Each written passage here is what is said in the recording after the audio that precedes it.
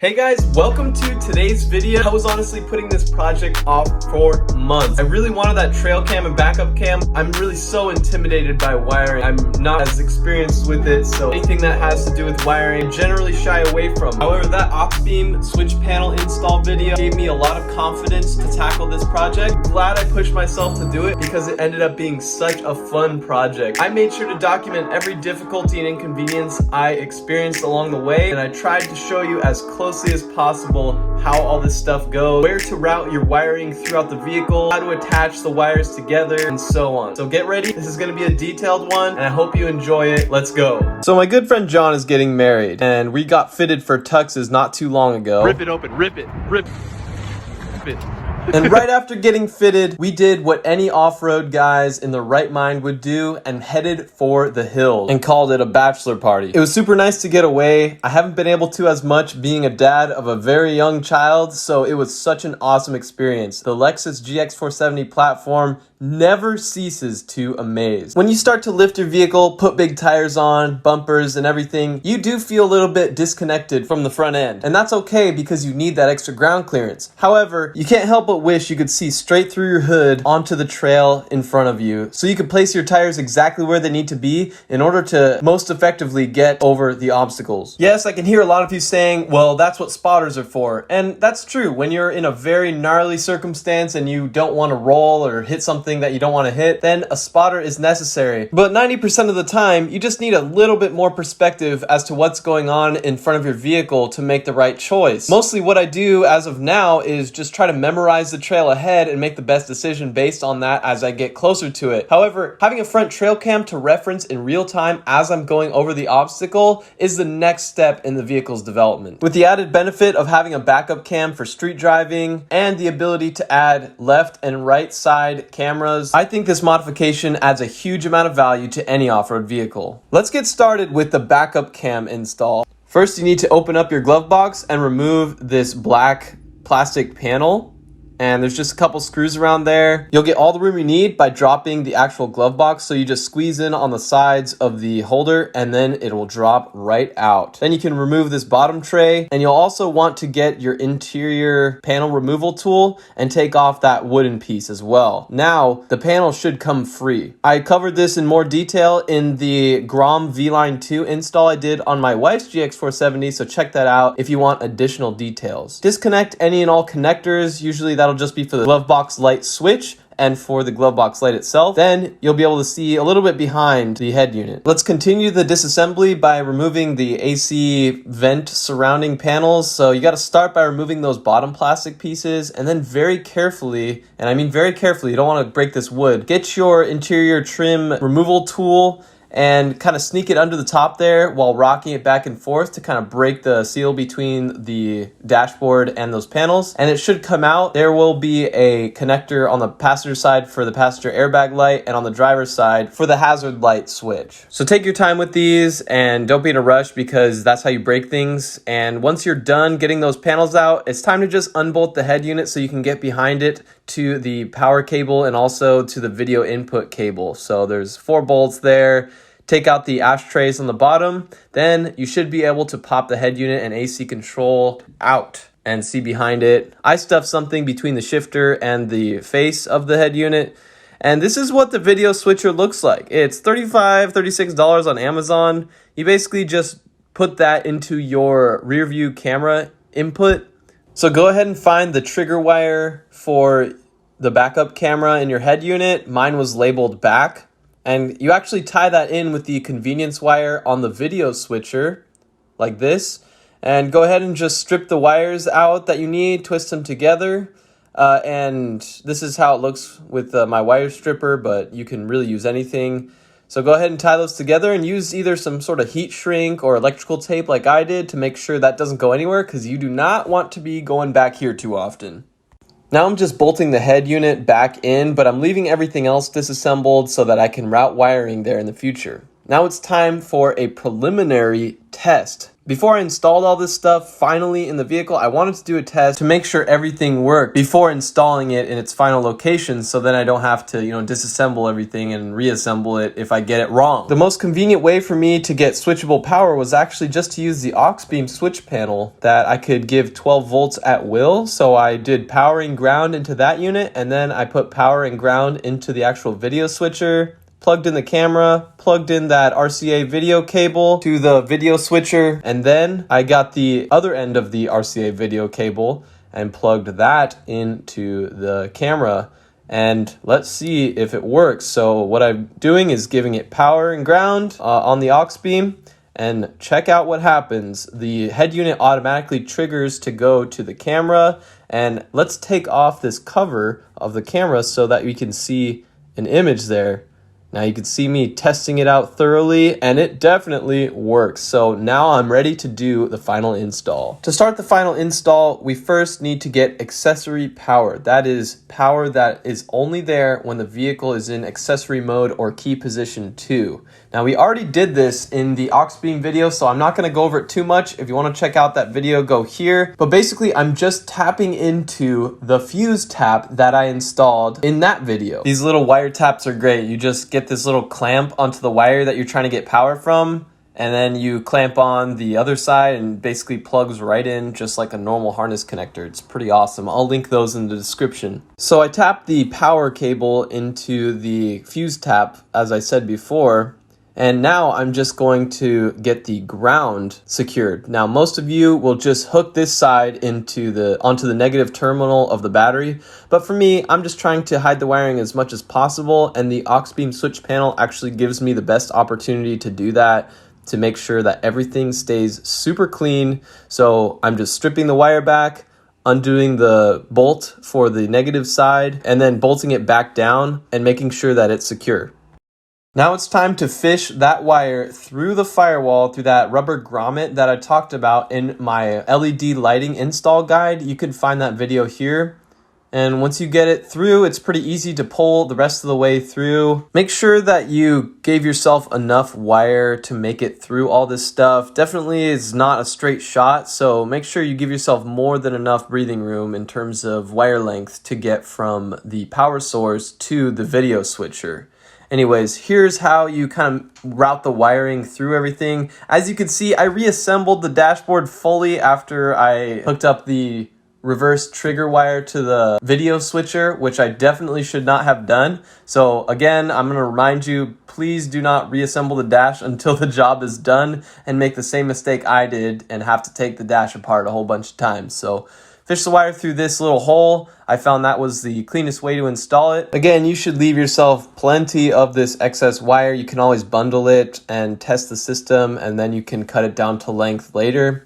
But anyways, now you want to go ahead and route all that wiring behind the head unit. Then you're going to want to get all the wiring into the glove box so that you can hook it up to the 12 volt power and ground cables coming out of the video switcher. Now I'm reassembling the dash for what I think felt like the third time or something like that. But again, just put everything back in reverse order. Be methodical and careful with all these little plastic and wood objects, and you should be fine. In hindsight, I would definitely recommend just leaving everything apart until you are sure that everything works properly. So here I am isolating the accessory 12 volt power and ground cables from the video switcher. Basically, these are going to be powered as long as the vehicle is on or in the number 2 key position. These are getting constant power. Your cameras, however, shouldn't and will not be getting constant power if you hook these up to accessory power. Only the video switcher will. After attaching those wires, it's time to test it out and see if I did anything wrong or if the cable or if the video switcher is actually getting power. And it looks like that blue light came on, so we're good to go. Now I'm going to actually do a test with the camera with that wire installed to make sure I don't run into any issues before final installation. So I'm plugging in all the video cables and all of the power cables should be receiving 12 volt power, and confirming that the camera does in fact work for me. I'm also familiarizing myself with this little remote control that came with the video switcher. It doesn't really have very many instructions, so I just wanted to make sure I saw how it worked. You just press the respective button to give that circuit power, and then press the M button in the middle to cancel. Okay, let's start feeding the wire to the rear of the vehicle. First, I went out from the glove box to this passenger side kick panel, and you kind of pop this lower kick panel up, and you should be able to route the wire very easily underneath here. This is where the rest of the vehicle's harness is located. So just pull everything through there, and I secured it with a little bit of electrical tape, which you may or may not want to do. I just wanted to make sure there's no sort of rattle or anything inside there. Then kind of stuff it into the B-pillar plastic cover, and then you're going to reinstall the first row kick panel, and that just presses back in just the same way as it pops right out. So the second row kick panel, you actually need to remove this step. And to do that, you pop these covers off and get a 10mm socket and take those guys out.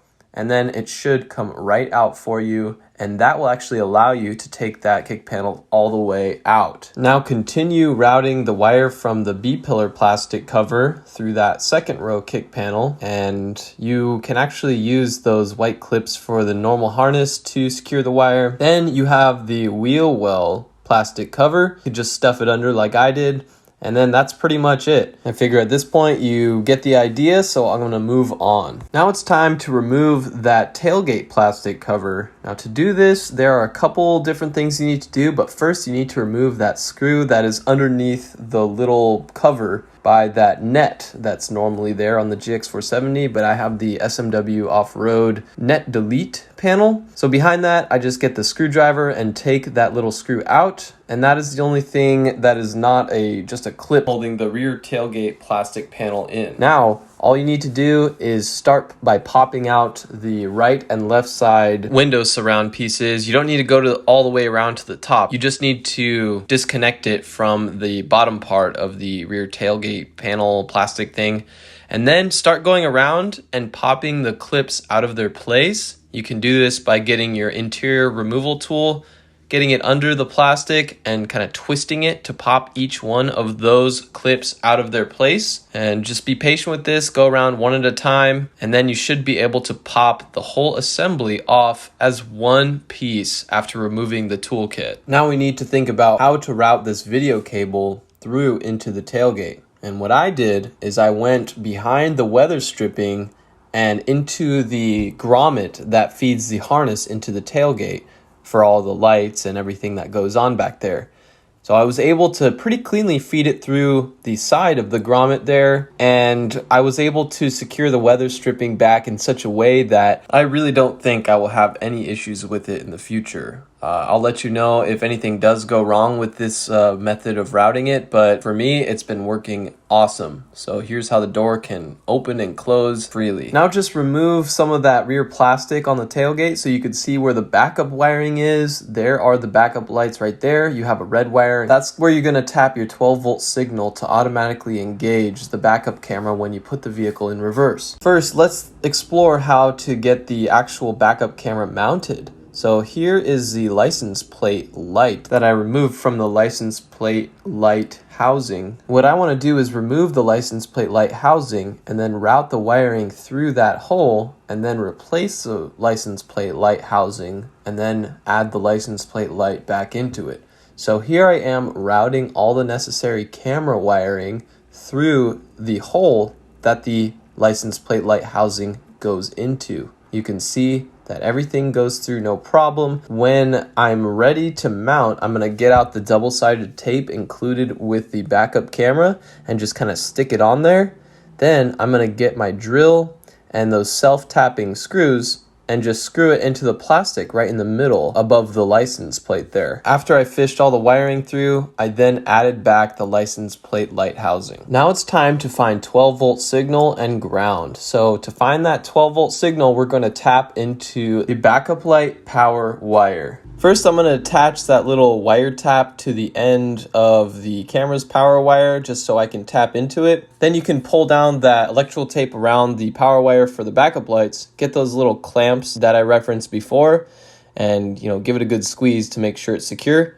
And like I said before, you can just plug it in like a harness connector once you're done. So that's how you tap 12-volt signal from the reverse lights. And now it's time to find our ground point, which is conveniently right next to it. But before that, we're going to install our Unique Style Racing reversing bulbs that are super bright LEDs. So to do that, you remove the harness plug, twist and remove the stock bulb, and then just replace it with the Unique Style Racing. Then just replace it in the correct orientation with the Unique Style Racing super bright LED reversing bulb. Now, when you install it back in, just do the same thing in reverse order. Insert the light and then twist it, reconnect the harness. Now everybody will know when you're backing up during the day and you'll have good visibility at night. This is the setup that you would use if you just wanted the reverse camera to come up when you put the vehicle into reverse. However, if you want to use the video switcher and be able to keep an eye on stuff that you're towing or something like that, you're going to want to unroll some more of that wire that you used earlier when installing the actual video switcher and route just a power line from the video switcher output on the rear to the same wire that hooks into the reversing lamp. And before you reassemble everything, go ahead and start the vehicle and give it a test. When your head unit sees power from the reversing lights, it should energize that trigger wire that we hooked the video switcher up to earlier and display what the camera sees on the screen. Then just take a moment to secure all the wiring back there, bundle it up, use some zip ties, and make sure everything is secure because you don't want to be going back here too often either. You can either use some tape or glue or just press the plastic back in. It's like a kind of gummy substance. As long as it stays for when you reattach this tailgate panel to the back, then it should be just fine. Give the panel a few whacks around the perimeter just to seat those clips.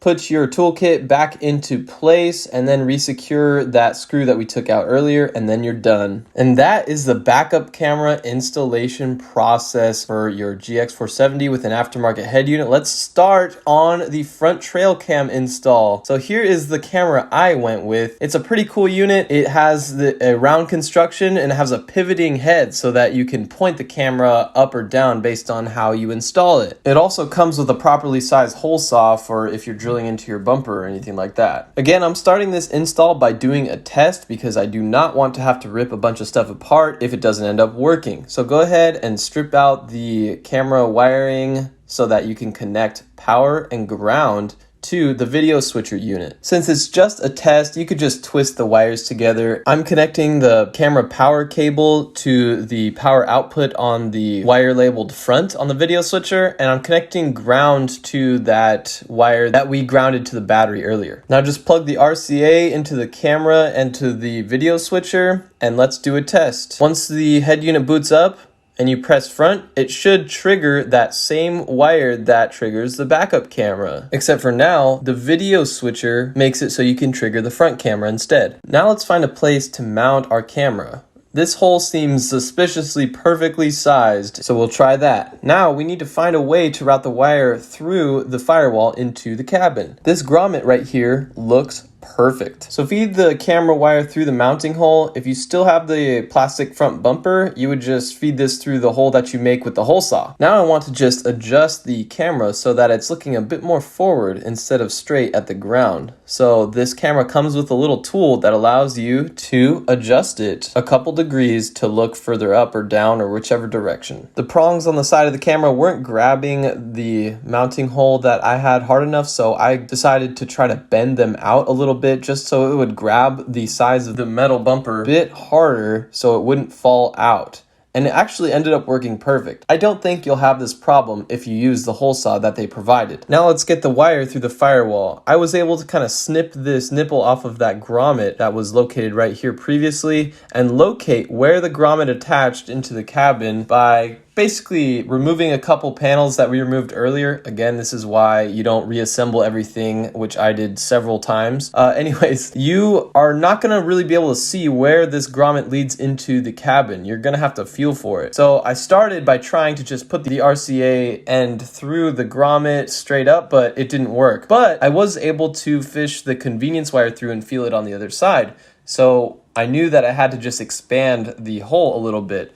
So what I did is made a plus sign with my knife that was a bit wider and enabled me to fish the wires through the grommet.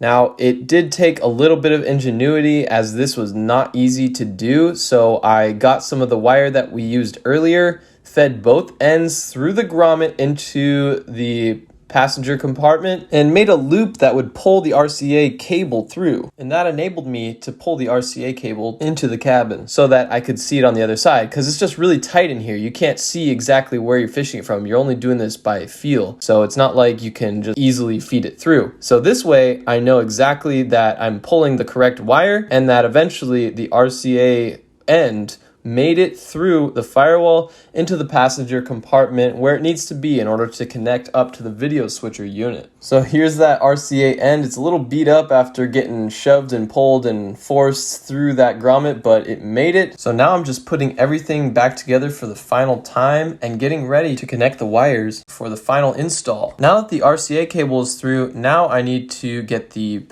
camera power wire through the firewall. And I had barely enough length to do this. So what I did on this one is, since the wire was small enough, I was able to simply feed it through the grommet in the firewall into the cabin. Now it's time to do just what we did during the test, connect the RCA cable into the camera RCA receiver, then connect the camera power cable into the wiring as well, secure the wiring bundle in the engine bay, and then test it out again. This ended up being one of those heart-stopping, what the heck did I do wrong moments, but I just forgot to connect the RCA cable to the video switcher. So let's try that again. I'm gonna click the front camera switch on the video switcher remote, and there it goes. I now have a front trail cam, and unlike the backup camera, I don't need to be in any sort of drive position in order to energize this camera. I can use it at any time and for however long I need it. And here my wife is helping me put everything back together because she's tired of me spending all my time on this dang vehicle. And that is it, you guys. Look at how clean all the wiring sits down in there, and the camera sits perfect on my steel front bumper. So I'm really excited about this, guys. I can't wait to take it out on the trail. Let me know in the comments what you think, and if you have any questions. I still have 2 inputs left in this video switcher, so I'm thinking of doing a left and right camera. Let me know what you guys think. We'll see you in the next video.